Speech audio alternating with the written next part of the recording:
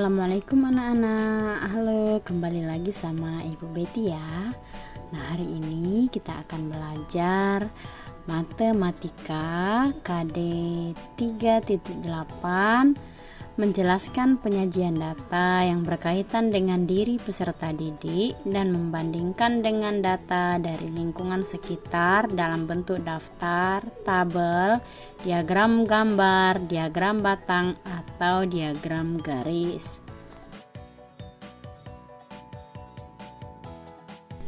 Oke anak-anak, untuk tujuan pembelajaran kita hari ini ada 4 ya. Yang pertama, melalui penayangan video penyajian data, peserta didik mampu menganalisis cara membaca dan menyajikan data dengan benar.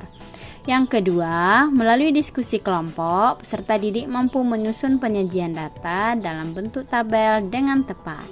Yang ketiga, diberikan LKPD, peserta didik mampu membuat penyajian data dalam bentuk tabel dengan teliti. Nah, untuk yang terakhir, setelah berdiskusi kelompok, peserta didik mampu mempresentasikan hasil penyajian data dalam bentuk tabel dengan benar. Oke anak-anak, sebelum kita membaca dan menyajikan data, kita juga harus mengetahui apa itu pengertian data. Data adalah keterangan yang diperoleh berdasarkan fakta. Untuk contoh data, misalnya ada data kehadiran siswa, data jumlah siswa di suatu sekolah, dan data sensus penduduk. Sebelum kita menyajikan data, kita harus mengumpulkan data-data yang harus kita sajikan. Pengumpulan data dapat dilakukan dengan berbagai cara. Yang pertama, pencatatan langsung. Data dari hasil pencatatan langsung dapat diperoleh melalui wawancara, penelitian, atau pengukuran.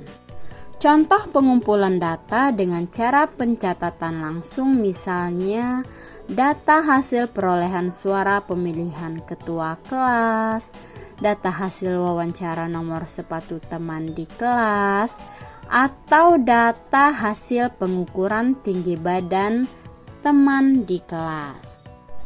Yang kedua, kita juga bisa mengumpulkan data melalui kuesioner atau angket. Kuesioner atau angket disebut juga lembar isian.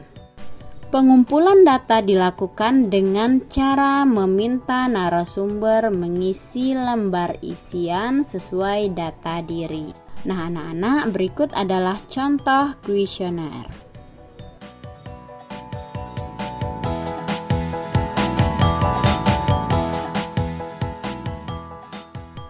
Membaca dan menyajikan data. Data dapat lebih mudah dibaca dan dipahami jika telah disajikan dalam bentuk daftar, tabel, atau diagram. Membaca data berarti menyebutkan informasi yang ada pada data. Penyajian data adalah proses untuk membuat data menjadi mudah dipahami dan dianalisis sesuai dengan kebutuhan. Oke anak-anak, untuk lebih mudah membaca penyajian data tersebut, kita akan menyajikan data dalam bentuk tabel. Untuk langkah-langkah penyajian data dalam bentuk tabel adalah sebagai berikut. Yang pertama, bagilah tabel menjadi 3 kolom. Kolom pertama adalah datanya, kolom kedua adalah turus, dan kolom ketiga adalah frekuensi.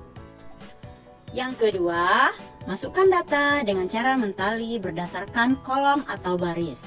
Mulailah dari data yang nilainya paling kecil. Oke anak-anak, silakan perhatikan contoh penyajian data yang ada di video ya. Nah, ini adalah contoh dari penyajian data mengenai pengukuran tinggi badan di kelas Amanda. Setelah mengumpulkan data, kita dapat data tinggi badan teman-teman Amanda yang berjumlah 20 siswa. Nah, di sini sudah terlihat ya, ada 3 kolom. Yang kolom pertama itu kita isi dengan tinggi badan siswa. Ini dalam bentuk sentimeter. Kolom kedua itu kita isi dengan turus. Dan kolom ketiga itu kita isi dengan frekuensi. Oke anak-anak, coba perhatikan ketiga kolom di depan ya. Untuk kolom yang pertama itu kita isi dengan tinggi badan dalam bentuk sentimeter. Nah, dari mana dapat tinggi badan ini? Ini kita dapatkan dari mewawancarai teman-teman yang ada di kelas Amanda. Kemudian kita dapatkan datanya, dan yang pertama kita tulis adalah data yang paling kecil. Nah, tinggi badan yang paling kecil di sini atau yang paling rendah adalah 145. Diikuti 146, 147, 148, dan 159. Untuk kolom kedua itu kita isi dengan turus.